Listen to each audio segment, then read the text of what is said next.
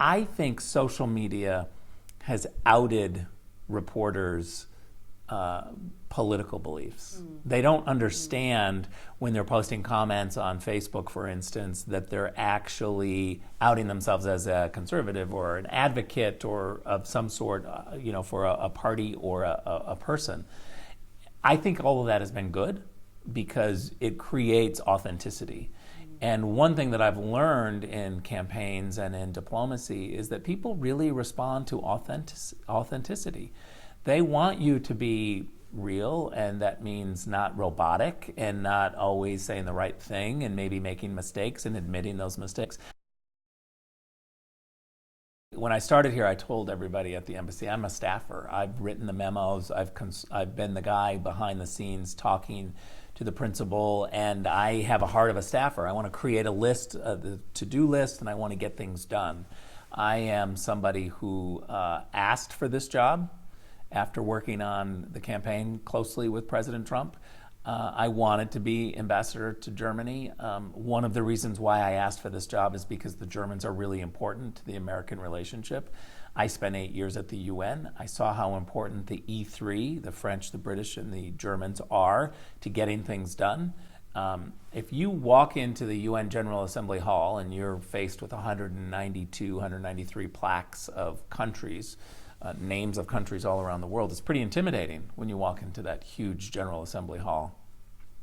But as an American, I think you are immediately overwhelmed with, whoa, I'm fighting for democracy, human rights, rule of law. Where are the Europeans, my friends? There are my allies. Well, I think it's really important for me as the American representative to articulate what the U.S. policy is to the government. So I try to do that and be very frank and open about this is U.S. policy, this is where we believe is the best route, and then listen to what the other side is. There's always give and take. I do have to say that I spend most of my time working on issues where we agree and really forging deeper relationships. Israel is the great democracy in the region. You look at what they do to support gays and lesbians compared to other countries in the region, and it's not even a question. The human rights commitment for Israel is unquestioned. I spent 8 years at the UN, and the UN has a UN Declaration of Human Rights.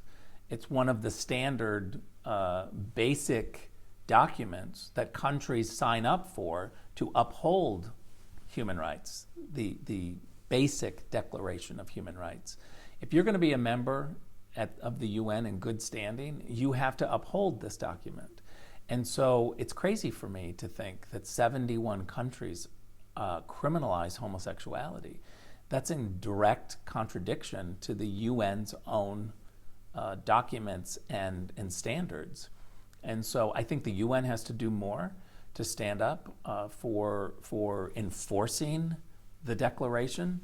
And it saddens me when I get emails. This goes back to the social media question. I get emails or texts or direct messages every day, 7 to 10 a day, from gays and lesbians around the world who have been saying, I can't go out to a restaurant, I can't be myself, I'm totally hidden. It saddens me to think about that. Do I still think of myself as a staffer? And so I'm hungry to work hard and dig deep, and it was an adjustment for some people. Here, I think, because I like to be called Rick.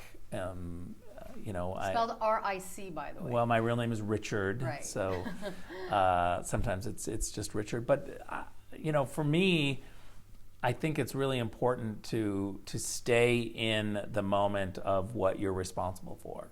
The Bible talks about to whom much is given, much is required. And I feel that pressure of, whether it's a phone call from President Trump to say, I need you to do this or that, or instructions from Washington.